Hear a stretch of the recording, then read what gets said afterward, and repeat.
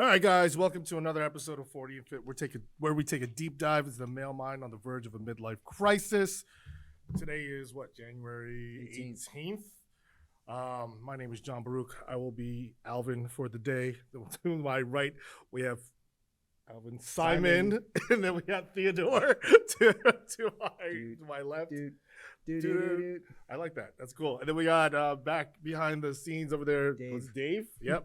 So now his new name is Dave, aka Phil, also known as Clifford the Big Red Dog. Cool. I just came up with that reference. It was pretty cool. I like that. Pat myself in the back. Today we were supposed to have a specific person on today, but obviously we're not.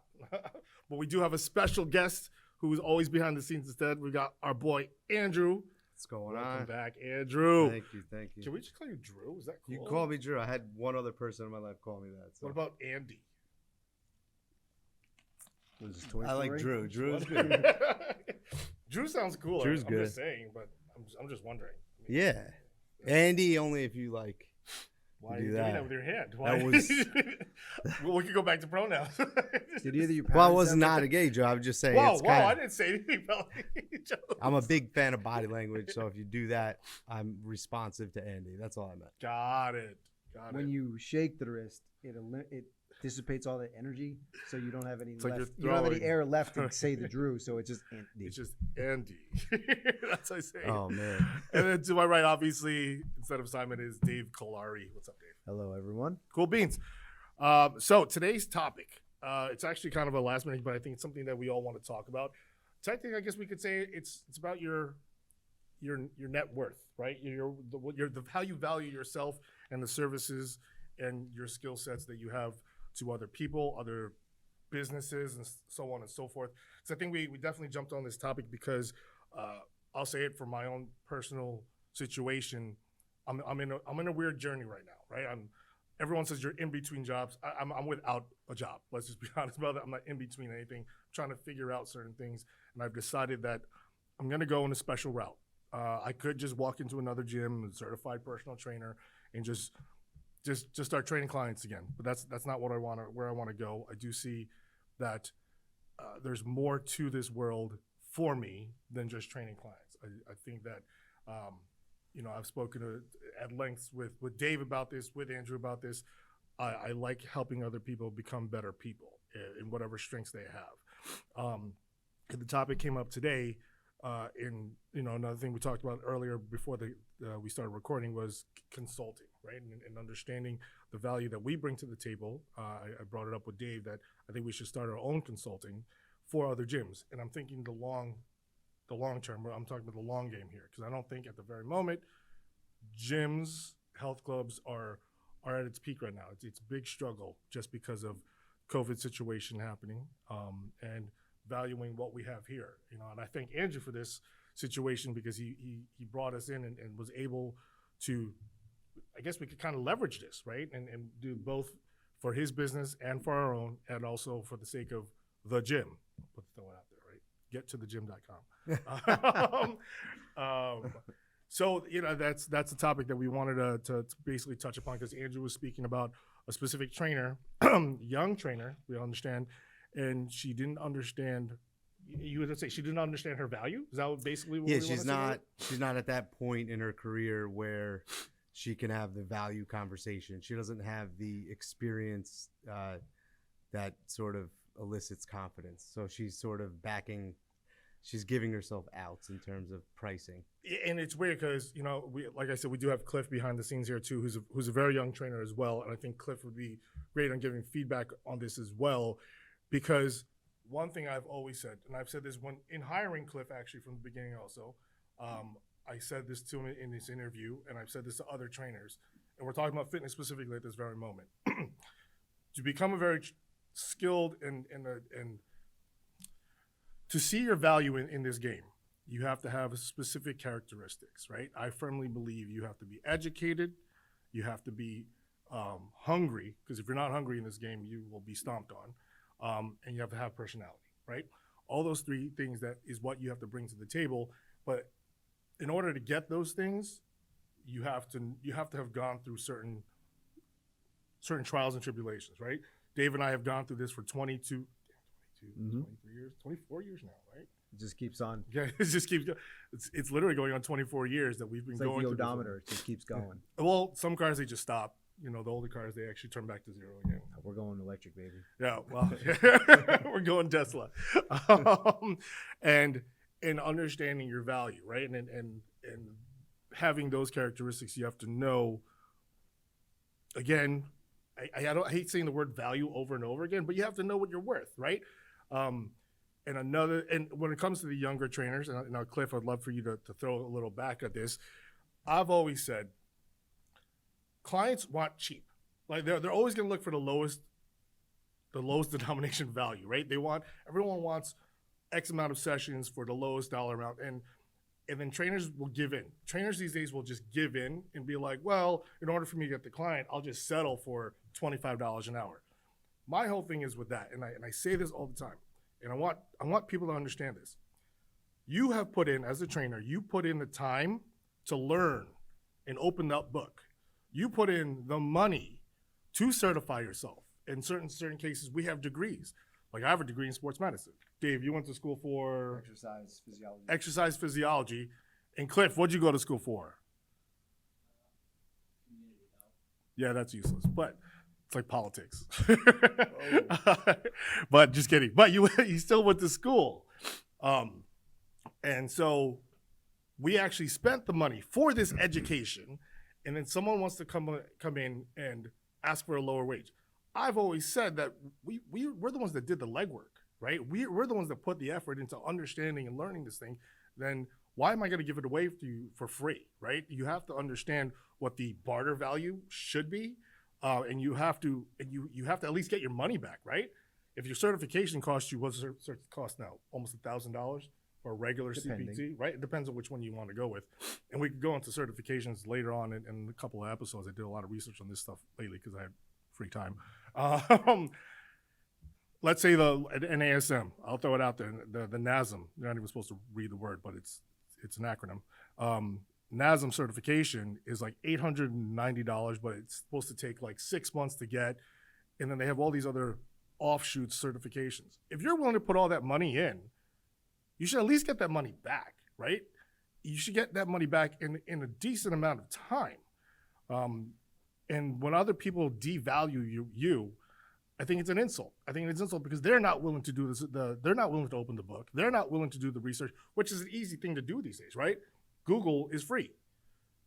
Not that everything on the internet is completely true. Technically, Jonathan, you are paying for your electricity, which is then running your computer. See, that's true. I'm gonna be that guy. We can go that detailed, but this is true. Like, or if I could say you go to a library, well, you have to pay for the gas to get your car to the library in order to get to petrol is not a free commodity. That's the extended value of everything as it is. But I think that these guys, trainers these days, they don't see the breakdown. They don't see the backlight. They just see, I need to get a client. What's the best way to do it? And they go the cheapest route. And I think that's the complete wrong way to do it, right? I think that you don't need to have 5 to 10 years under your belt to value yourself at that. It's your education. It's going to be what you bring to the table and how you execute that to the person's, basically to customize the program to those people. You know, they're looking for something that's specific for them. It's even more money, right? It's not a general program. This is for them specifically based on, whatever, evaluation you've done for that person. And when we were talking about that, I said that that's such a common thing that these trainers do these days is they just settle, right? And I think that you need to do more, and you need to actually, you do, again, basically get your money back first, and then understand what you could hold yourself to at that point. What do you think? Well, yes and no. Okay. I think the reason that the public is always looking for cheap is because there's an overabundance of saturation in the fitness market space. I sent a little blurb to Andrew not long ago. It said the market will be oversaturated with these mass-produced things that can be very, very, very cheap, very value-based pricing. Value just meaning like not a whole lot of dollar amounts attached to it. But those are a dime a dozen. You can blow through so many of those every week, every day, every week, every month, and be spinning your wheels. And I don't know if that's something for the consumer to really consider, because sometimes they just feel content spending $1 being told what to do, so they don't have to think about their time in a gym. And that's enough. Like that is enough for them to spend their money, instead of thinking about, where do I want to go with what do I want to get out of spending my money? Do I just want someone to hold my hand?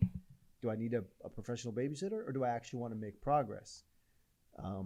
So I think some of it needs to come down to the understanding of knowing how to ask the people you're about to work with, what do you want? What do you want out of this? 100%. Because if someone just says, I just need someone to kind of motivate me to do my stuff, and I'm not saying you should give them a better rate, but me personally, if someone just wants to run through the stuff that they saw online or they're comfortable doing, I'd be like, that's great. I'm glad you're here. I'm not your trainer. I'm not your rep counter. I'm not here to babysit you or quote unquote motivate you for the hour. My time is more valuable than what you place on it. So I mean, that's basically what I was saying also. And I get the whole thing with someone just needs a babysitter, so they're willing to get whatever they can for X amount of dollars, right?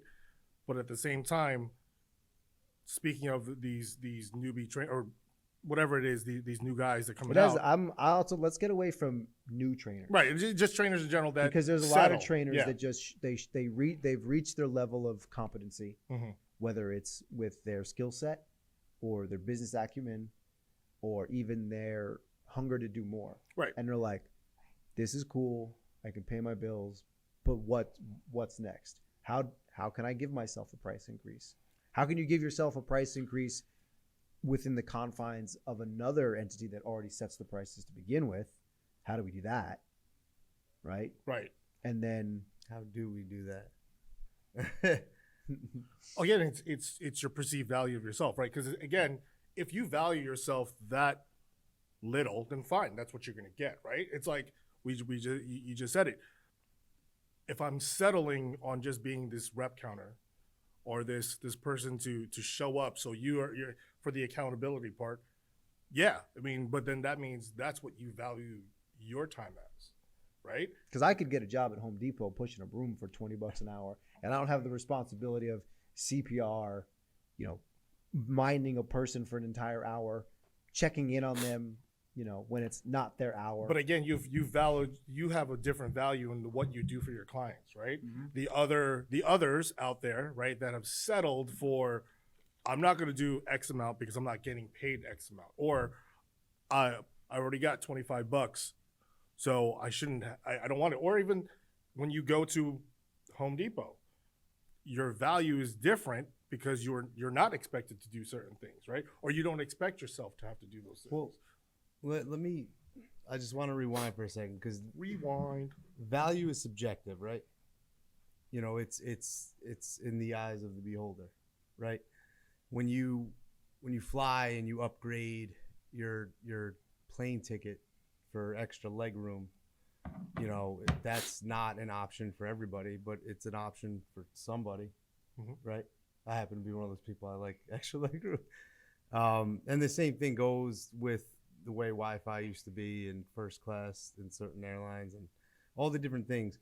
Value is subjective. And so when you know who you're speaking to, you can speak to them. You can ask the right questions. And the thing about gyms that I think younger trainers should really begin to understand, and even older trainers, because as much as we're speaking to younger trainers, I also think the challenge is to help older trainers plan their transition into less hours and maybe more money. Because, when you think about people that buy, this guy, all of our trainers here are quote unquote older, and I think there's only like 2 of us who understand what they're worth. I'm going to say it, me and Juan. But you can. I think that, but the goal. But to would your be, point, I mean, yeah, I think it's just because they're older, and they've got more experience, but they don't. I don't know if they understand their role in this. I mean, maybe not. You know, you said rep counter, and like, I get the role. Like trainers do so much more, right? And Dave's among the few trainers that I've met in my life that showed me the value you can get outside of the time that you're allotted for your scheduled session. hour. Right. So, and I've witnessed that. And the thing is, it's so unclear that if you start to ask the right questions from the beginning and you really treat that initial process, I love saying it that way. If you treat that very, it's Canadian. Canadian. Yeah. Shout out to Two Bob's podcast. Nice. Good plug. They, It's automatically 5% more expensive. no, but they know how to ask the question. So if I always start with people, no matter what stage in their career they are, but the people that we work with here, like, what do you want? You know, like, what do you want to make? I mean, you just said you take the NASM certification, right? The National Architectural Structural Motivation. That's the newest one out. No, you take that 890 and then you want to go make that, and then you hang your hat or coat up someplace, and then maybe they give you your money back for it, or 50%, wherever you end up working, whatever their deal is. But you go through the process, and then you work there, you make your money back. You're not really learning how to find out who you want to work with, what your ideal week is, what is your ideal day, what is your ideal year. Like, work backwards. What do you want to make this year? Like, some of the people that we work with are new parents and they want to create more time. If you're trying to double your income and you've never learned value-based pricing in a market that is clearly driven, like right now, that's happening whether we like it or not. People are working and training outside of facilities today, and they're paying their trainer directly so the trainer can make more money. Right.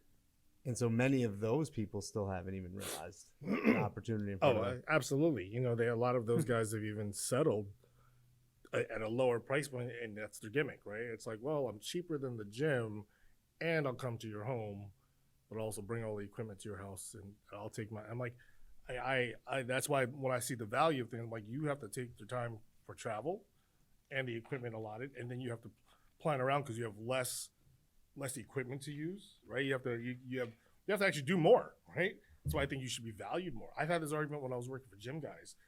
Every time I would go to another person's house to do an evaluation, obviously, like, I don't want to say the bougie, but a lot of them are just like, well, you should be cheaper because I'm not in a gym. I go, yeah, but I come to you.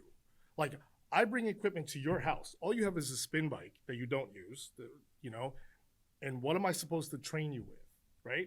You're not willing to invest yet, but I'm supposed to come to you. It takes me a half hour to get to you, right?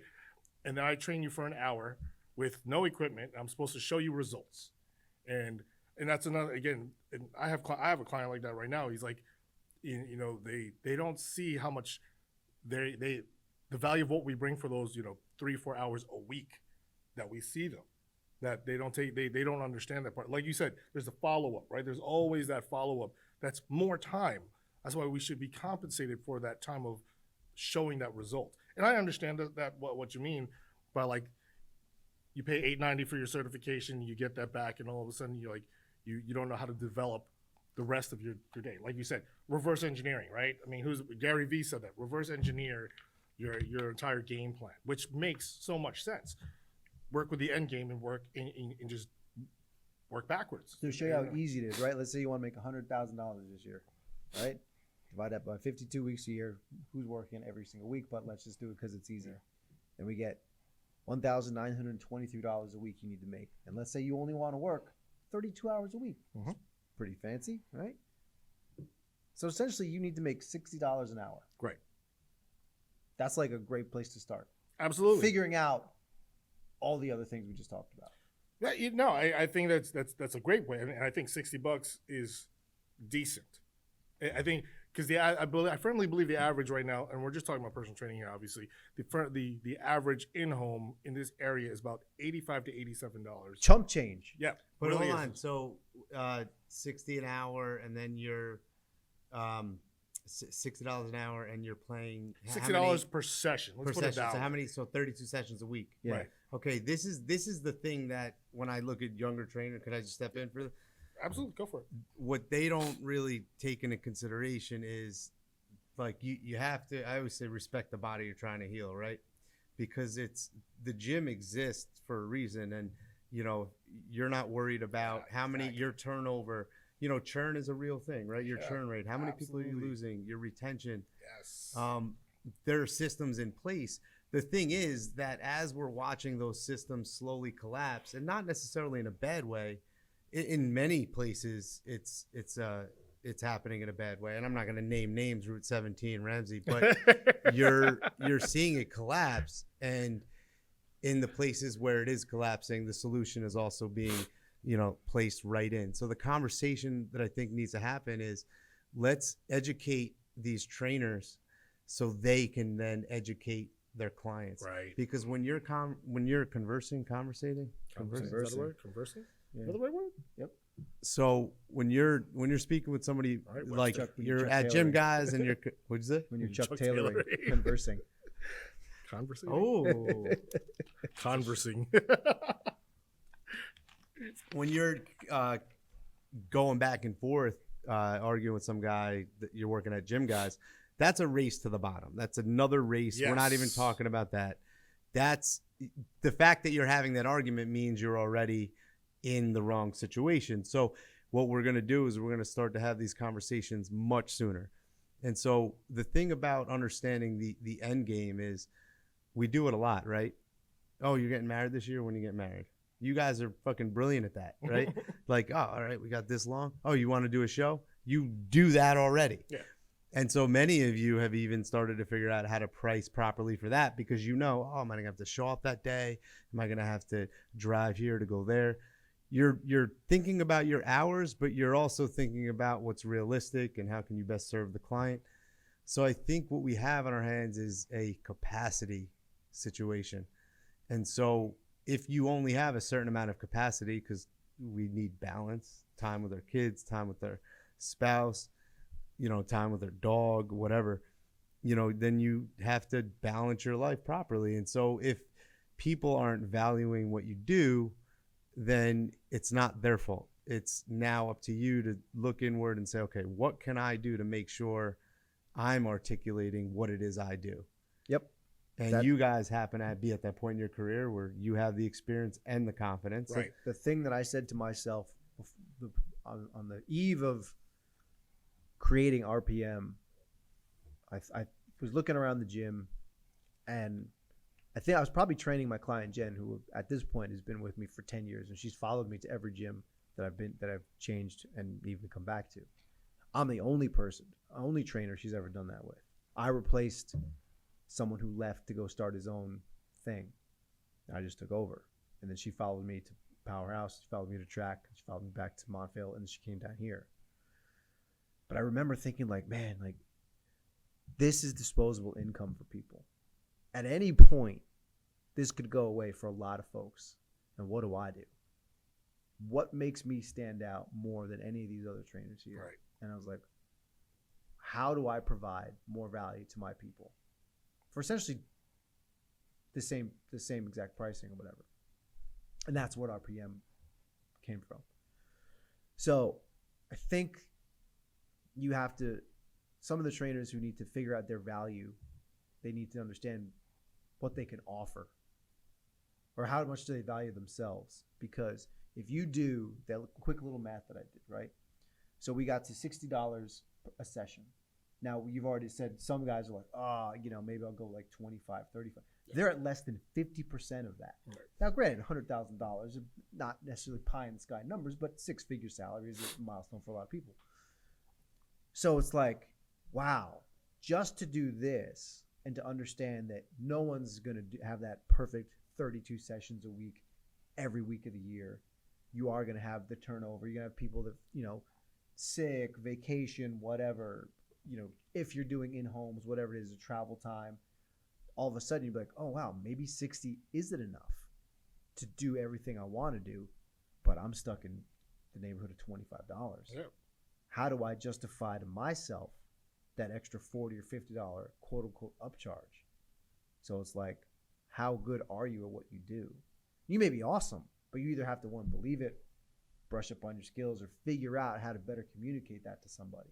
I think that's the huge part, is communicating that with your clients. I'm not even so much hard up on, I mean, I am in terms of like educating trainers, new, intermediate, older, on the nuts and bolts of training, hypertrophy. Yeah, that stuff. All that, yeah, whatever that's is. book work, right? That's always great to show and do. But I think understanding how you communicate your value to your client, who can, one, all of a sudden be like, you know what? I'm no longer going to pay you per session. I'm going to pay you $750 a week to be my guy. You can train me 3 times a week, great. If you want to train me 4, awesome. If I'm only able to make 1, whatever. But here's your $750 a week, no matter what. I walked into the break room a few weeks back, and somebody was sitting there, and he wasn't busy. He had a few cancellations, so we did a little like exercise of time travel. It's like, let's fast forward. It's the summer, or a year from now. What do you want? What would be good? What would success look like? I love asking that question, especially when you watch people go there. But he's like, I would like to have a little more predictability in my schedule, because his clients go away, and his money is changed because of that. And so it was nice to hear that, because then I knew, as someone who solves unique problems and gets to have those types of conversations where I could price the unique problem, I get to like practice with these types of genuine interactions where it's like, well, awesome, let's talk about this. So if that's what you want, let's talk about how we get there. And the simple thing is, like what you just said about paying per week, or having a conversation with these people that they're going to be with you, and they allocate a certain amount, and then a lot of these people that have this type of income have income for a reason. So right. You start speaking their language, and it's like, look, I can be here for you if this is your time slot. Whether you show up or don't, it still gets paid. And the people that are willing to pay that are your types of clients, if that's the kind of business you want to run. I have 2 older clients, and they just one sees me for half-hour sessions 3 days a week. I have another who just sees me once a week for a 30-minute session. And they're both, one's away, like 2 weeks, nothing big. And one is on the verge of going to see her son for like 2 or 3 weeks out in Texas or whatever. So she's like, don't you dare give him my spot. But like, they know, what I mean? There's a possibility they could lose it, right? No, because I wouldn't do that. I know you wouldn't do that. But they see the value of if I was to say, like, listen, what if I could charge you X amount of dollars and you're just locked in? Doesn't matter. She'd probably think about it for about a minute and be like, you know what? That makes sense. But I know when I see that, and I don't even think Andrew and I had a dedicated conversation about this, but our separate experiences have brought us to that same spot. So that just makes so much more sense to me. Yeah. And it is harder having that conversation with existing clients. It'll become easier, but it's harder to demonstrate value. Like when I look at someone like Cliff, so you have this whole career in front of you, and you're going to be in a position of, trying to prove your value, demonstrate your value, and maybe at some point you're like, man, I can make so much more money. Well, then it's up to you to have the conversation and come correct with it. Like, do the work, prepare yourself, figure out your value, be willing to be vulnerable, not know the answers, but at least have the conversation. And some people don't do that, and then what they do is they find the next opportunity and it's easier for them to get paid more in the next opportunity. Yeah. And meanwhile, all they had to do was just face that fear because of what's waiting on the other side. I have a tentative meeting with a new potential in-home client on this coming Friday. And I'd spoken to you about him a while ago. He was someone who reached out to me during all the closings. I think we had just opened and he wasn't ready to come back. He was like, I'm just not comfortable yet. So I went through and I put together a home gym for him. I gave him two. Oh, you told me about him. I gave him I remember two him. very detailed Equipment, spreadsheets right? outlining the equipment he would need, whichever one he wanted to do. Before he engaged? Before he paid you? Yes. Oh man. So that was my learning curve right there, right? The gyms were about What 11. did you call it? Your what curve? Learning curve? My learning curve. Learning curve. Sorry. Yeah. One gym was like 11 grand, the other one was 12. And I did say, I was like, listen, I know your budget was around 10, but if you're serious doing this, in my professional opinion, if you don't really want to think about going to a gym and not having to make any purchases ever again in your fitness career, spend the extra cash, get the 12,001, and we'll call it a day. And I would have trained him at home and done nutrition, whatever. He just disappeared off the face of the planet. Who texted me over the weekend apologizing for disappearing and saying, life gets in the way, whatever. I said, but he does want to do nutrition because he joined Lifetime and he's got a trainer. But he does want to do nutrition. And he's like, I'm committed to this. And I was like, my gut reaction was, oh, that's what you said last time. Douchebag. Right. But I was like, no, I know exactly what I'm going to go in and ask for in terms of his nutrition coaching. Yeah. Well. And I would be remiss if I didn't at least try to be like, I'm glad you're at Lifetime, but you could be doing so much more somewhere else with me. But I know exactly what I'm going to go in and ask for his nutrition coaching. And it's more than what I've been asking for up until this point. Yeah, again, it's one of those things where. But I have no qualms doing it. Right. And if he says no, I am not budging. Yeah, nothing lost. Nothing man, lost. When you figure it out, when you know what you're missing out on, you let me know. That's what I mean. It's like you know what you're worth to him because again, you did the education. He came looking for you before. He didn't like the dollar value amount. Maybe it wasn't that. Maybe it was life, right? But he couldn't value that at that time. He couldn't fit that into his value at that very, very moment. But now he's like, oh man, I need Dave. I hope Dave gives me the same deal, right? And that's what a lot of our clients come back and do. They're like, you remember last time? It's still $50 an hour for me. Like I just got a text from my client right now where he just renewed, and I'll say my number's up there.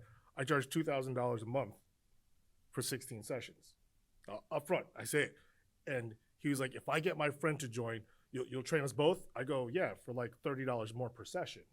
I'm like, I'm not. You're not going to split that in half. That's not small group to me. That's not semi-private. That's private. Like I'm with you 4 to 5 days a week. I'm at your house. I drive to you. Like you're not, and like I know what I have to bring to the table in order to keep them getting to their goal and also showing what we can do for them. And I think that's where we're at, where it's like, no man, again, we know, and it sucks with some people that don't understand their value. I'm like, I see it in trainers all the time. I'm like, guys, you're so smart. I say it to Cliff. Cliff's behind the scenes. Cliff is like, we want Cliff to succeed. I'm like, Cliff, man, you are so smart. You are so freaking smart. I'll use the Bosco kids at the gym over there. Yeah, the gym that we don't care for over there. But these Bosco kids, their parents are willing to put money out there. Just ask them. What's the worst that's going to happen? They're going to say no, and then what happens? You're still where you're at. Fill the slot with someone who's willing to say yes. Yeah, I mean, you just keep going. It's a numbers game. Go to all those, show what you can bring to the table. You have these kids. These kids, you're so close to their age, man, that you can connect. It's a lot harder for me to deal with the 16-year-old, I'll be honest, since I have a 15-year-old at home. I can't even stand talking to her. But because she's just too smart. Whatever. It has nothing, not that I don't love her. I love my girl. But it's a different conversation for a 42, 43-year-old talking to a teenager in high school. It's so different for someone who's 25, 26 talking to someone that's 16, 17 years old. Very different conversation. Different values. I can't stand certain things that come out of their mouth. It's just all it is. But that's because that's how I value myself. I go, I'm not willing to even deal with that. I'm just not willing. It's not worth my time because there's so much more out there. That's why, it's weird because it keeps coming back to my head because we were talking about consulting, right? The value of us consulting, it may not even just be for fitness, right? It could be for almost anything. It could be martial arts schools because I have the experience in that. It could be any type of business where we could show value of what we see. Just a third person point of view, right? This new eye, a fresh eye that could see what the consumer wants to look for. I think that's a big thing with consulting. We come in as the new person just saying, hey, this is what I noticed you guys have, right? I think that we have to show our value, and I firmly believe, I'm going to put this out there in the universe, that you will see whatever our LLC will be for consulting, that you're going to see us out there. We're going to build this consult. We're going to help a bunch of gyms. We're going to help a bunch of businesses, and you're going to see the value because, yeah, we're not going to be the cheapest, and hopefully, I don't think we're going to be the most expensive because I think we do value what we're going to bring to the table, but we're definitely not going to be the cheapest because of what we put into it. Well, the thing is, so the educational part it's also awesome if you could just be in the moment right now, like that's actually happening, and so that's cool. Cliff did something last week where he came in with an external hard drive that he bought, and it was something that I said, like, oh, you don't have this, and then he came in the next week, like, no question about, and he did that. And so, like, things like that, like, it's like I don't write that down. It doesn't become it. It's just like, and I don't forget that. And so that's something that, I value.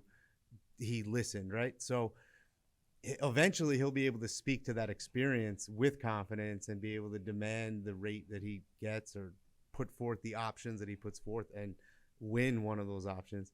But which I do want to talk about real quick, win the options. But just going back to the educational part, we are in that transition of how we're communicating with the people that are just starting out, and if we just focus on fitness, we're having this conversation inside of a studio, inside of the gym, and so we get to speak to a lot of those people, and then the people that are in the exterior community within that. Yeah. So it is happening, and the beauty is we're moving toward these conversations that real substance, like real shit, is happening, right? Yep.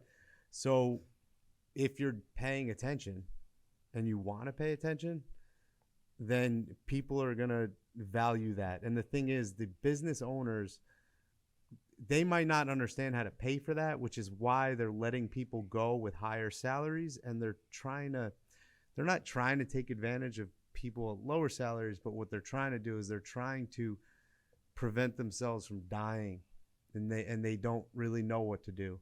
And it's unfortunate because not all of them should be saved. Some of them maybe need to fail for their own experience. But that's a good one.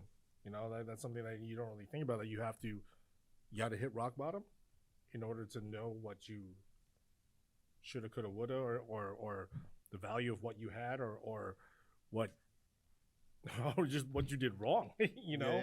Just knowing that part. That's a huge thing. Just knowing what you were doing, it didn't work. Did you learn from it? And some people, did, like, just maybe they have to fail in order to see something better for themselves, and maybe they just don't belong. I see. I'll be honest with several companies out there. I'm like, you just don't belong. Like, you just happen to have the money to open up a gym, and you think you open up doors and people are going to flock to you because you're a gym, but you're not presenting anything that is of value to the community or out there. You're not doing anything out there. That's why I do have to say something about, in speaking to Jeff and Mike about this facility. Yeah, there are some things that I didn't 100% agree with on the point of view of where they want to go with it, But I do see the other value of what, the one thing that Jeff said over and over again is his brand. The brand, the gym. They stood for something prior to COVID, and he wants to bring it back. I do believe there has to be a slight pivot. You have to pivot at it because it's not the same prior to COVID. Masks are the new thing. It's the common thing now. It's the norm. You got to pivot with that normal, unfortunately, And I do believe small groups is the kind of way to do it, but in order for you to generate that extra income. But that's a good one, man. You have to fail in order to succeed. Michael Jordan missed what is Wayne Gretzky? Well, no, Jordan's little thing he says in some of his commercials, I've missed over 9,000 shots in my career, and that's why I succeed. That wasn't the one I was going to go for. Yeah, What was the one Wayne Gretzky that's said? all you 90% of the shots you don't. Is You don't that, He was take- 100% of the shots you don't take. You don't take, yeah. So, that's not even relevant to what we were talking about. That just no, came up. it's valuable. I mean, Think and Grow Rich, Napoleon Hill. Yeah, Napoleon Hill. Yeah, Says yeah. with every failure lies a seed of an equivalent success. I've been quoting that for years, and I just went to look up the quote, I gotta read that book again. and apparently it's not the quote that I no. remember. It's not verbatim, but that's the quote. It's Yeah. So it's funny because I've been quoting that, and I guess I've been misquoting it, or it's a Mandela effect. No, but the options. Can we talk about options for a Yeah, second? but I got two quickies. One, NFT options. that's one of those clients who said don't give away my spot. And just talking to her through, she came to me through other trainers. I think her time with me has been her best and most progressive experience here. And one day she was saying that once the housing board for her condo makes some of their new votes, they're planning on redoing the gym. And she's like, would you be willing and interested in consulting and putting our new gym together? I wasn't trying to get that. I didn't even know that was going to be a thing. But over the time and answering her questions about why we're working out the way we're working out and why they don't do certain things, and she would say, oh, so-and-so made me do this. I was like, that's nice, but that's not a good thing for you. And I explained why. So just her experience with me got her to be like, will you put my gym together? And I said, of course. And she's like, what's your rate? Like, what do you charge? And I said, I was like, I'd have to think about it, but at minimum, it would be what I would charge for my, like an hourly in-home, which is about $150. And she was like, don't worry, I'll get you paid. Okay, great. Love to see that when that comes around. And then when I decided to shut down the kitchen portion of RPM, I fought with my father about it a lot. He was talking a lot of shit and wasn't being very nice about it. But he really just thought that we were spinning our wheels and losing money. We weren't really losing money. We were just breaking even. But I was breaking my ass working and working and working, trying to make something happen.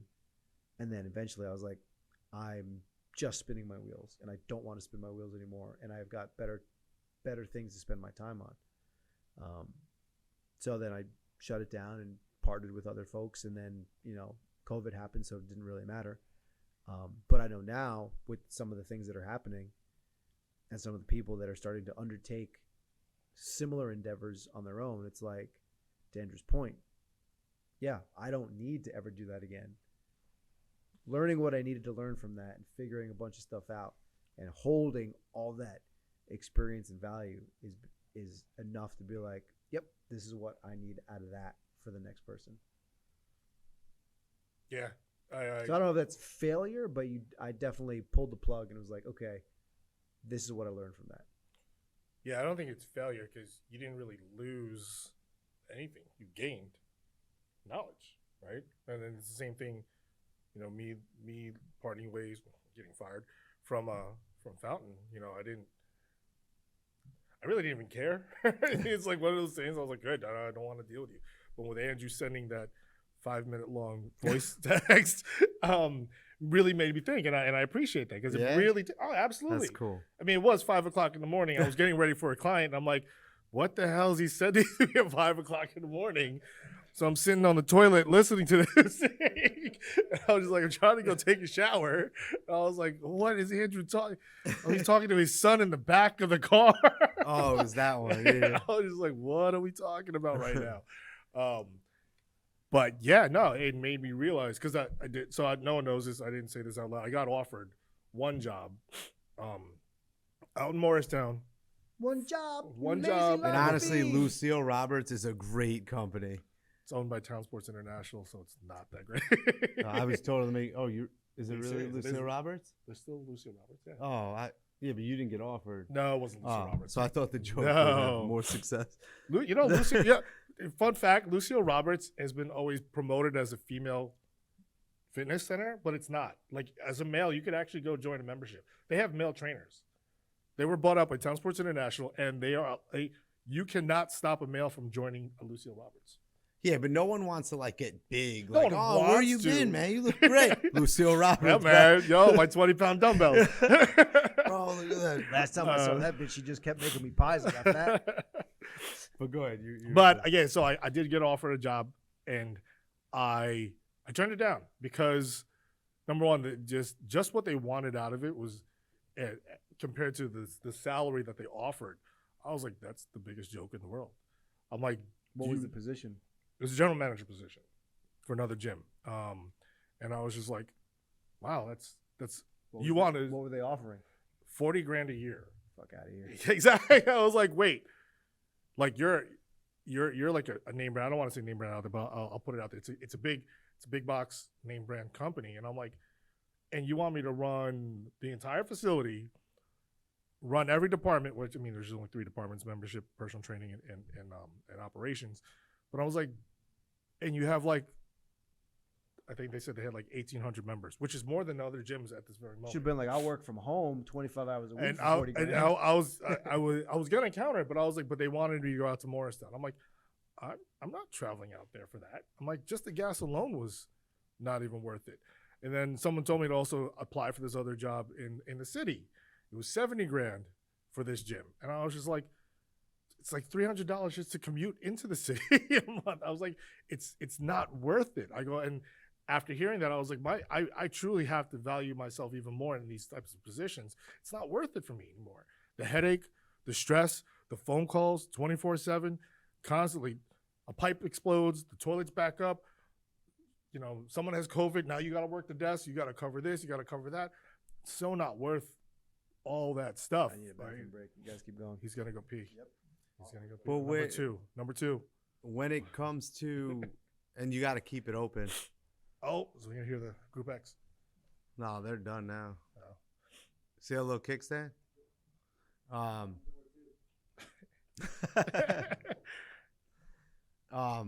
You know, it's interesting that you did that. Let me ask you: did you you just heard the number and you didn't count? I countered. Okay. Oh, I completely countered. They're just it's a big company name, but they have they're franchisees at a certain point. There's the corporate level, and then there's a franchise level. Franchise level is independently owned, obviously, as the franchise works. They said they couldn't afford to put that in there. They just couldn't afford something more than that. And who said this? Was this like The middle owner. management? No, the owner, Owner? the actual owner, yeah, Okay. the actual owner. And I was like, well, unfortunately, this is what I need in order to even do any of these things. Okay. In order for me to do just to maintain this facility in itself, I already know what it entails. I go, you have like, I think it was like a 26,000 square foot facility. It wasn't even huge. But it's 26. It's not bad, right? It still wasn't, to me, I was like, I already know what's going to happen. I go, and it's so far out from everything else. I'm like, Morristown is not hop, skip, or jump away. It's 45 minutes away. I go, if something going to happen, it's even just driving back. It snows. The value, that's what I put in value in also. Like just the time missed in travel. I'm like, it's not worth it to me. That's why when I got your voicemail or whatever we want to voice text, I really thought about a lot of things. I was like, all right, now is the time, like you said, to just take the chance, right? And now I'm like, all right, I'm not worried about a lot of things. I was, I'm still worried, finances here and there, but I know that again, at worst case scenario, I pick up another client, private client, just to make up here and there, or whatever it may be. And that's where I realized that my value and other things that I wanted to do, things that I've always wanted to do, I have to do now. I just have to. I just have to deal with it. If I'm gonna suck it up and deal with it for a salary, I'm gonna suck it up and deal something for myself at this point. Yeah. That's all it is. Like, there's no reason for me to stress another year and still not get to where I want to be. You know, and that's why I wholeheartedly believe in a lot of things that I have to do for myself. You know, I have to take the risk. I decided to take that online class to see if there was any substance or the worth to that class. I'll be honest with you, the only thing that I'm getting out of this class, because it's a sales class. It's a technology based tech sales. It's basically tech sales, right? They don't teach me anything I don't already know in sales. The biggest thing that they have is they have in with the big companies. They could set you up with an interview. You still have to pass the interview. They're just teaching at the very moment. They're teaching us how to pass an interview in those companies. Okay. But they guarantee that you don't have to pay for the course until you get a job that pays at minimum $60,000 a year. So I was like, well, that's a pretty good deal. You don't have to pay for the course until you get a job at a minimum $60,000 a year. How much is the course? $10,000. Okay. It would be on a payment plan once you get the job. And that's the deal behind it. Right. So, but again, I'm like, I could take this whole entire course and just not get a job and I don't have to pay it back. I asked the questions. I go, wait, so I just don't even get a job in this field. Do I have to pay for this? They're like, well, technically, the company's been around only 3 years. I go, you didn't figure that part out, did you? I was like, you did not figure that part out. Like, I literally could just take this entire course and then just do nothing with it, and I don't have to pay a dime. I was like, well, it kind of attacks the whole sunk cost theory. I mean, how many people go to like college? Or you should have said, pay me $100,000 a year and I'll figure this out for you. Could have flipped it that way. I was just amazed at the fact that I'm like, wow, I have an out. I could just stop showing up. I wonder if there's got to be some stipulation. I read the whole thing. They sent me I was like, there's nothing there. I read all 90 pages. Yeah, it was insane because you could tell they're very new. You could tell they're very new because even the guy that was Contracts all handwritten. It's on Google Docs. I was like, oh, that's what it is. But you could just tell that they're very, very young in their process. Very, very young in the process and the execution. They're very successful. They have a good success rate of getting people jobs, but at the same time, I'm just like, it's a glorified sales position. Like that's not what I want to do. Yeah, but when you look at here's the beauty of having the inside information on. I mean, if we're talking about this industry, it's happening in a lot of industries, but let's just say we're just talking about fitness right now. Sure. Having the inside information that we clearly do have because we're paying attention and we're caring enough to have these conversations or, record, Dave and I record audio back and forth. I talk to him the most, and most of the time we're just talking to ourselves. Yeah. But all of that is really in service of my limited capacity, his limited capacity, but we know that it's important, and so we do it. And then you're here now, right? So I always try to find the meaning in things, right? You're here now, and this was something that Dave called me about or recorded a message about like maybe 6 months ago when it came up. And I was like, oh, all right, so that's going to happen. And we didn't know how it was going to happen, when it was going to happen, if we were going to be at this awesome new table that we got on Amazon from Ashley. But and I lost my train of thought. You were too busy. But I knew that was going to happen. No, I just said, but #, Jordan Peterson for 10% off. The actor. I miss Mike. But seeing him circle back, is going to be really awesome. So I'm really looking forward to that. So I try to find the meaning in each thing. And so I'm not saying, oh, you gave up that opportunity and this opportunity. But the funny thing is, and I saw you do this last week, which I really love being behind the scenes most of the time because I really get to experience it as a listener. You brought this person in who is just, I really enjoyed him, man. I really enjoyed him. And you know, you talked about all these things that you wanted to do, and I'm like, man, I'm watching this person do it, and you're like one of those people that like years from now you're gonna be like, oh shit. That's what I was doing. I feel like Dave knows it and just keeps quiet most of the time about it and just like lets it happen. But like you're actually like, it's humbling too, because you don't realize what you're really doing. I guess I don't. Like, what am I doing?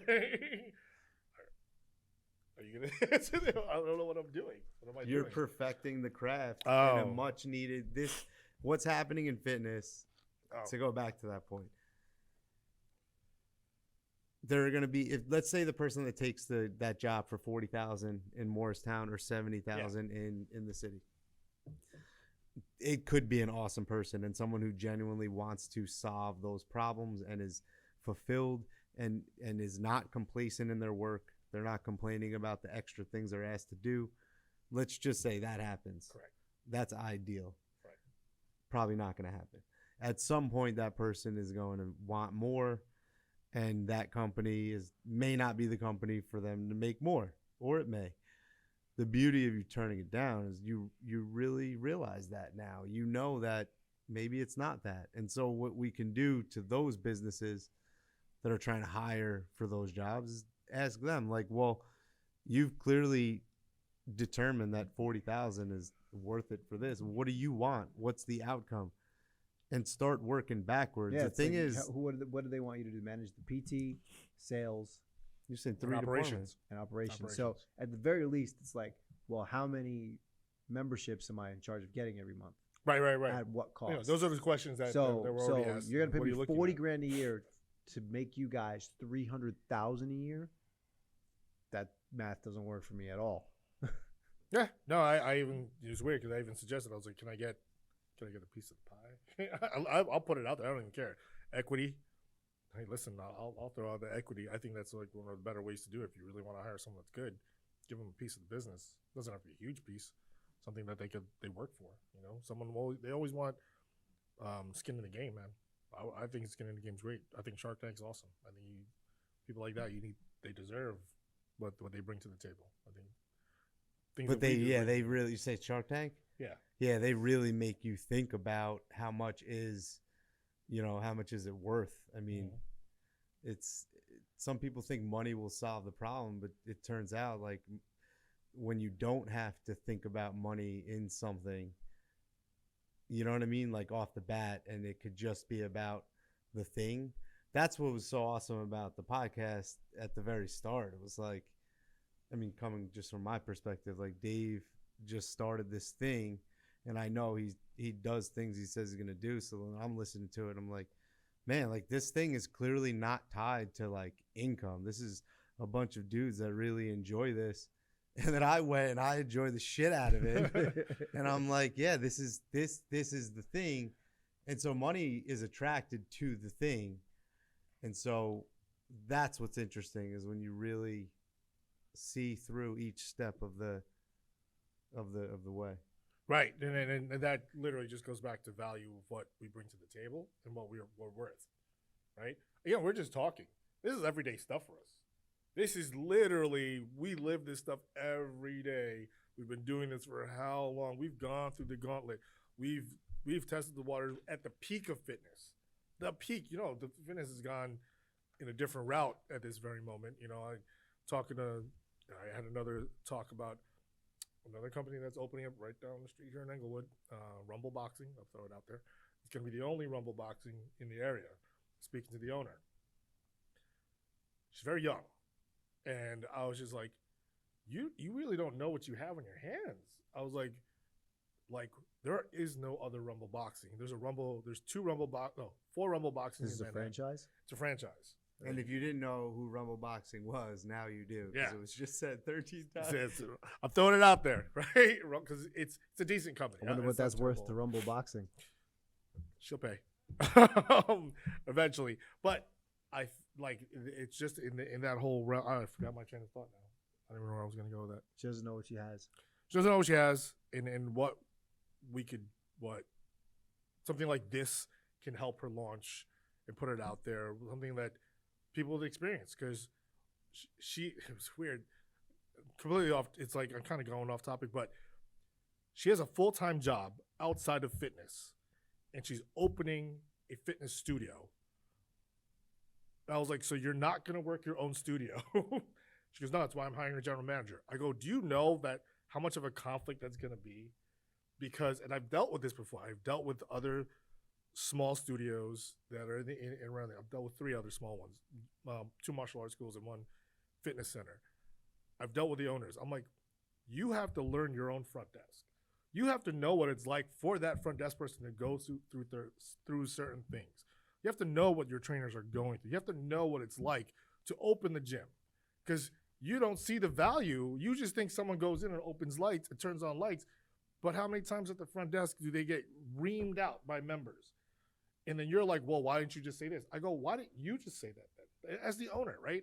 And I was like, you have a full-time job that you're committed to. That means you're not 100% in with this other business, right? And I go, you're not 100% in, are you? She's like, no, I am. I go, how many hours are you working at your other job? She's like, I work, 40 to 50. I go, that's 40 to 50 hours that you're not allocating to what's supposed to be your baby. I go, you just invested in this whole thing that you're expecting to make money, but you don't even know how it runs. I was like, you don't even know how it runs.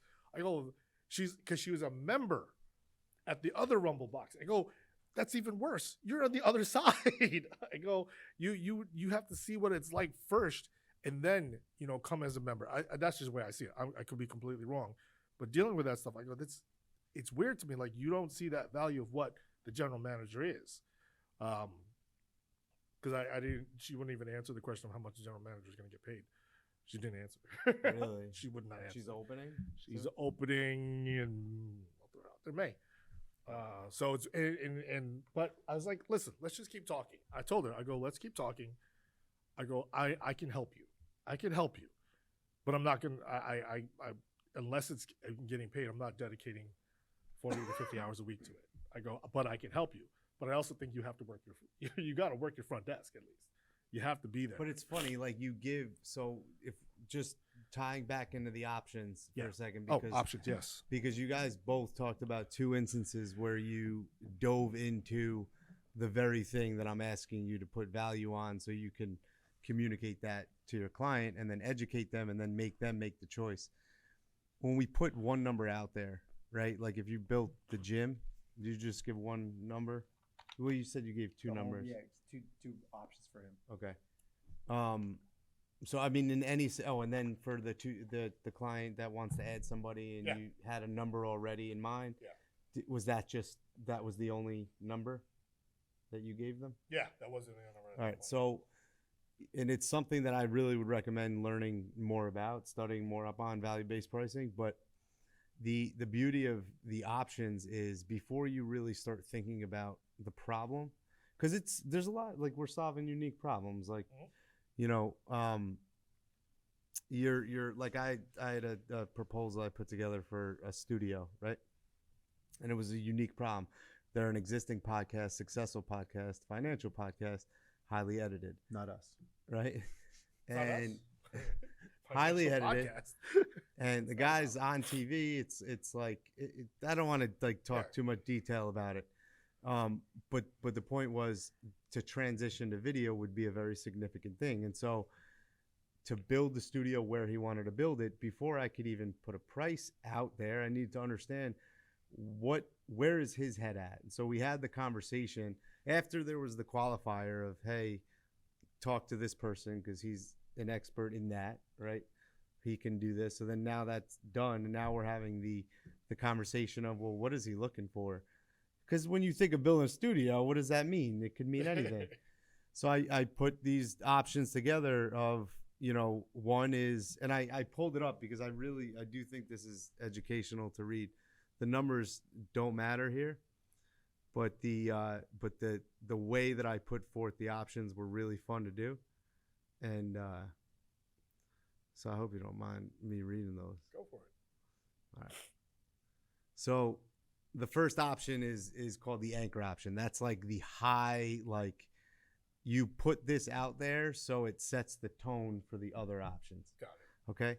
So again, the number doesn't matter, but the first option was the highest option, and I called it design to build. Right? What does that mean?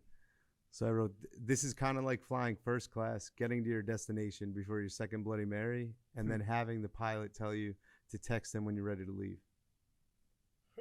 Being nice, Yeah. right? Then I put details to it, like it's speed. The features of it are speed to market and team mentality. And I put a price on that. If you need me to be part of the team, I'm probably going to be sending audio messages to your people. I'm going to be understanding the thing they want. I'm going to be in it, right? And we're going to get it done fast. So I put a very high price on that. Option 2, the comfortable risk. So we handle it, and when a wrench gets thrown, we figure it out and don't inconvenience you with additional fees. Right. So what's the features? Adaptability and price certainty. Is he a client that doesn't want to be getting this extra bill? Like, oh, I don't want to ask him to do this. He might charge me more. That option will tell me the answer to that question. And I put that's obviously somewhere in the middle. A lot lower than the first one, but closer to the third. So then option 3 is the confident one. So we'll tell you what to get and even set it up for you, but you take it from there. And that's just advisory and training. And what that does, 3 options, 1 page, and minimal thought. I mean, thought, but when you know what you're talking about, Right. you can think through this. How to build a gym could be very easy. So minimal thought, put that for, tell me what you value. And because he now has 3 options, he doesn't have to look anywhere else. He doesn't have to go out into the market and say, you know, where do I, like, how do I know what this costs? Let's go look at some other companies and see what they charge. Right. I gave him 3 options. I mean, if we were buying this table on Amazon right now, how big is it? You know, like, well, let's look at it next to the second size. And how much do they charge for this versus that? I mean, that third option, we buy options Right. all day. And I think right now we're living in a time where our professional services are going to be geared toward educating each other first and then the client. It was funny. I didn't do that specifically, but I remember the more expensive option was. I think I did like a pros and cons. The more expensive one, obviously, I thought the equipment was a little bit better. The need for buying any new equipment down the road, almost none. So while outside the original budget, the investment and need to spend later was Higher quality equipment. Yeah, it was mostly prime stuff, Watson dumbbells, whatever was available, and I think the wait times were about the same. And the other stuff was stuff that you could get from Gym Source. It's close. It's not necessarily industrial grade, but chances of it, it's, you know, if you really want to build a home gym, you can do better. And then that would have dictated how I would have ended up training him and his wife by which option they decided to go with. Right. Yeah. No. Giving people options, actually. I like that. The 3, I've always, it's weird because I do this option thing with members as a manager.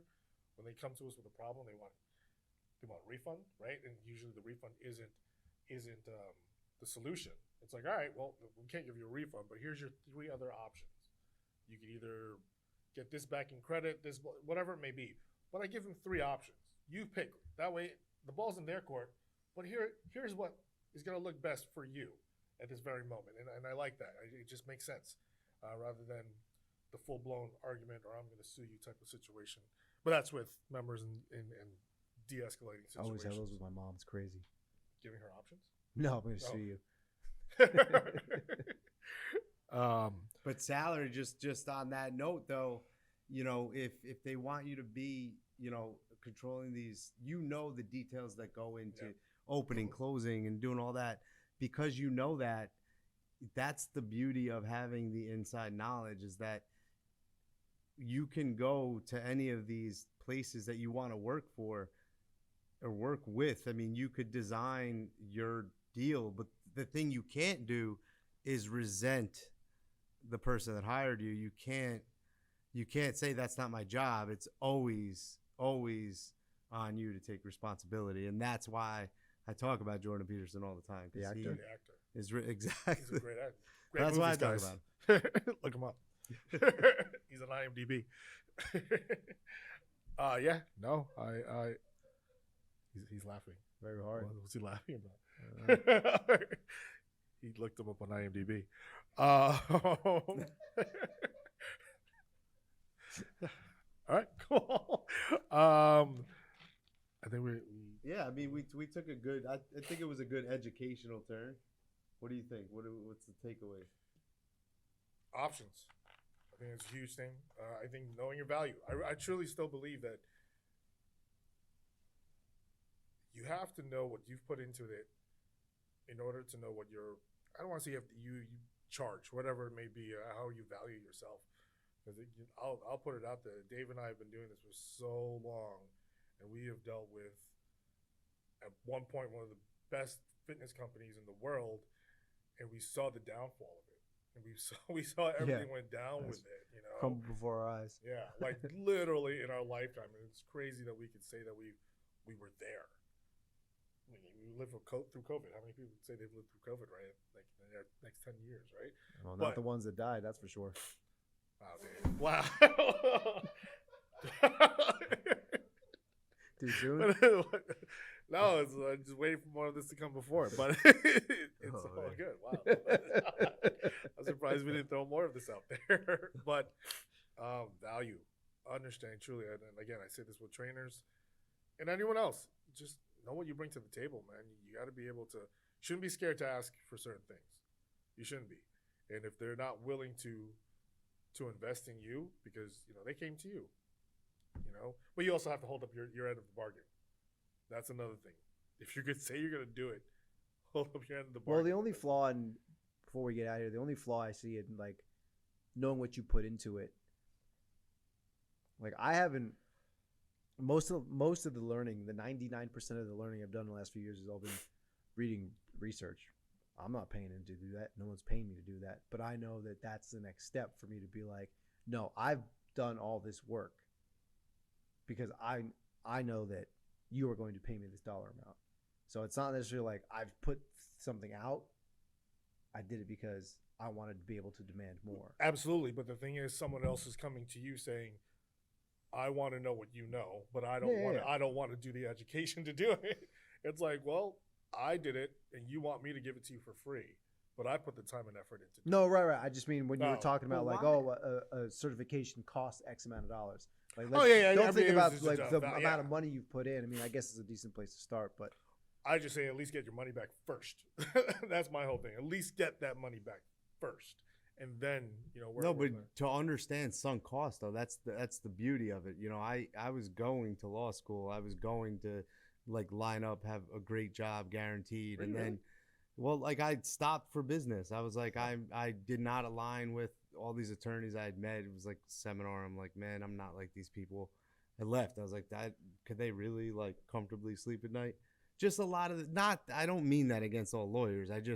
The people that I met that night, in one particular night, I was like, I didn't feel like them, and I switched to business.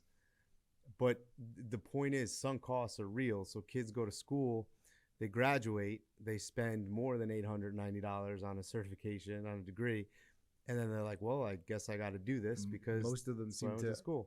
Major in accruing debt. Yeah, they're still in debt as it is. But when you don't have that, or you do have, it doesn't matter either way. But the point is, like, I don't mind talking about these things or sharing. Like Dave and I talk about this all the time. Like, we don't mind sharing the thing that is definitely intellectual property to us. Like, our process right now is our IP, and we could give it away, and it doesn't, like, it we want people to take it and do it. Like what we're doing right, take it and do it. Like, that's the beauty, because more facilities need this. We're representing the change that's inevitable, but it's the unique spin on it, and what makes you unique in the market, and that's what we need to do right now. And you guys are doing that, which is why I'm really happy I can be a part of this in this way. So cool beans. Well, Phil over there, Cliff, has been signaling us first. We need to cut off. Right? Are we right? Oh yeah. Look at that, all right. So on that note, guys, it was great having you, Andrew, again. Obviously, you're always behind the scenes. You're more than welcome to jump around, do that whole floating thing you did last week also. Oh yeah, man. That was great, man. It scared me. I was like, the devil himself is here. But yeah, so takeaways where, know your value, understand, the odd options, develop yourself, and that's those are key things that we need to know about certain things. And my jokes are never meant to offend. They're just jokes, people. But they do offend people. That's fine. So on that note, let's just say goodbye, everyone. Later. Peace out.